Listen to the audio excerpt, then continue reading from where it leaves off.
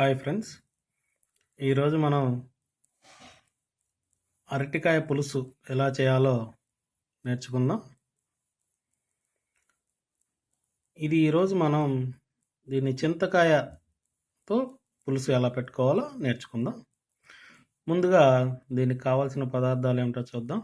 పోపు దినుసులు 1 table spoon, masala కారం 2 table స్పూన్లు, ఆయిల్ 2 టేబుల్ స్పూన్లు, ఉప్పు రుచికి సరిపడా, చింతకాయలు 2 లేదంటే 3, పసుపు 1/2 టేబుల్ స్పూన్, కట్ చేసి పెట్టుకున్న ఉల్లిపాయ, పచ్చిమిర్చి, కట్ చేసి పెట్టుకున్న టమాటో, కొత్తిమీర, కట్ చేసి పెట్టుకున్న అరటికాయ ముక్కలు. అరటికాయలు కట్ చేసుకుని ఈ విధంగా నీళ్ళల్లో వేసుకోవాలి, లేదు అంటే ముక్కలు నల్లబడిపోతాయి. ఇప్పుడు అరటికాయ చింతకాయ పులుసు తయారీ విధానం చూద్దాం. ముందుగా ఆయిల్ 2 టేబుల్ స్పూన్లు వేసుకోవాలి. నూనె వేడయ్యాక పోపు దినుసులు వేసుకోవాలి.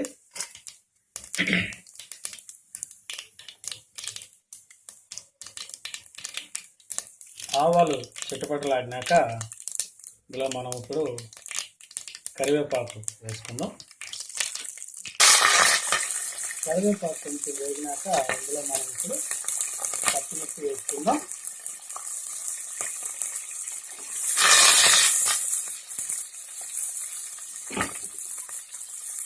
ఇప్పుడు ఇందులో మనం ఆనియన్స్ కూడా వేసి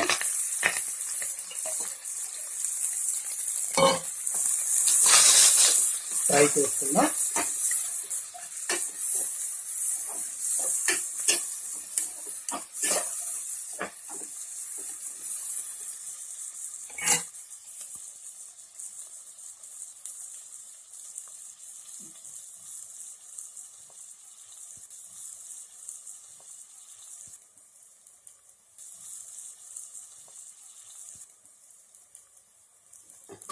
ఉల్లిపాయల్ని ఈ విధంగా మధ్య మధ్యలో తిప్పుకుంటూ ఉండాలి.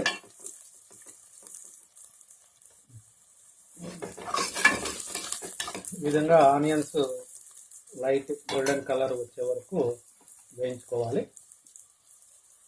ఇప్పుడు ఇందులో మనం ముందుగా కట్ చేసి పెట్టుకున్న అరటికాయ ముక్కల్ని వేసుకోవాలి.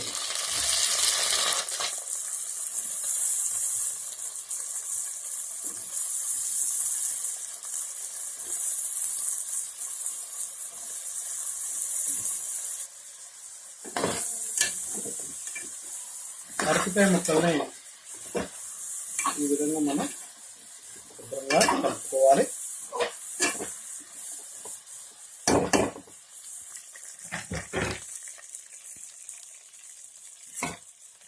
ఈ విధంగా మధ్య మధ్యలో అరటికాయ ముక్కల్ని కలుపుకుంటూ ఉండాలి, లేదు అంటే అడుగున మాడిపోతూ ఉంటాయి. ఇప్పుడు ఇందులో మనం కట్ చేసి పెట్టుకున్న టమాటాలు వేసుకుందాం.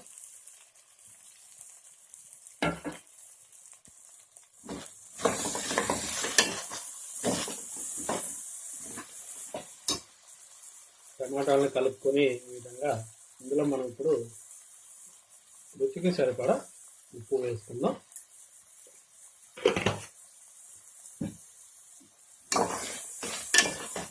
ఉప్పు వేసుకొని ఈ విధంగా ముక్కలన్నిటికీ బాగా పట్టేలాగా కలుపుకోవాలి.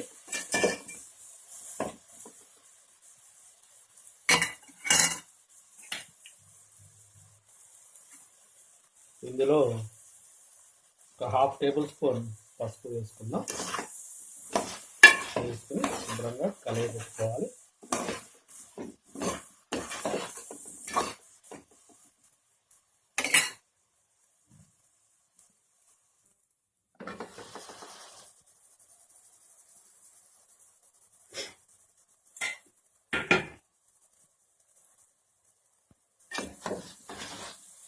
మధ్య మధ్యలో ఈ విధంగా మనం కలుపుకుంటూ ఉండాలి, లేదు అంటే అడుగున ముక్కలు మాడిపోతాయి.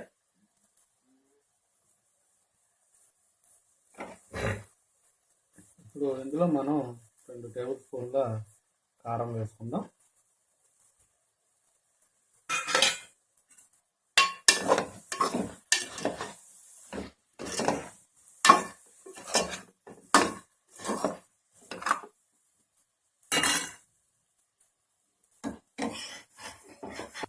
ఇప్పుడు దీంట్లో మనం ఒక 4 కప్పుల దాకా నీరు పోసుకొని ఉడికించుకోవాలి. 3 లేదంటే 4 కప్పులు సరిపోతాయి.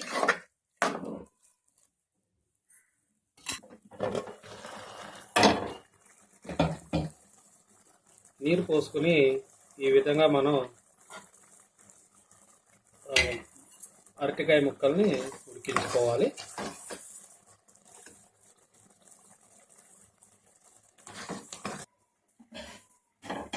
చింతకాయల్ని ఈ విధంగా మనం రుబ్బుకొని నిల్వ చేసుకోవచ్చు.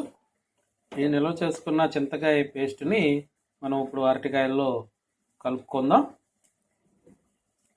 నీళ్ళల్లో ఈ పేస్ట్ని కాసిన నీళ్ళల్లో కలుపుకొని ఈ విధంగా మనం అరటికాయ కూరలో కలుపుకోవాలి.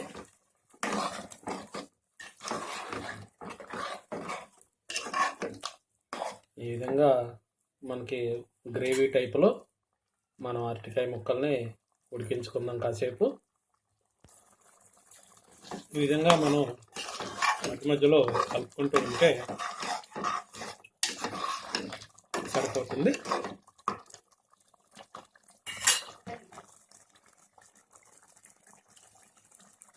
ఈ విధంగా ఒక 5 మినిట్స్ మనం ఉడికించుకున్నట్టయితే ఎంతో రుచికరమైన అరటికాయ చింతకాయ పులుసు రెడీ అవుతుంది.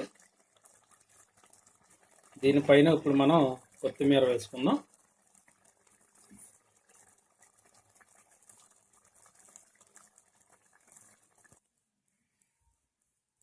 ఈ విధంగా తయారైన అరటికాయ చింతకాయ పులుసుని సర్వింగ్ బౌల్లో తీసుకుని మనం సర్వ్ చేసుకోవాలి.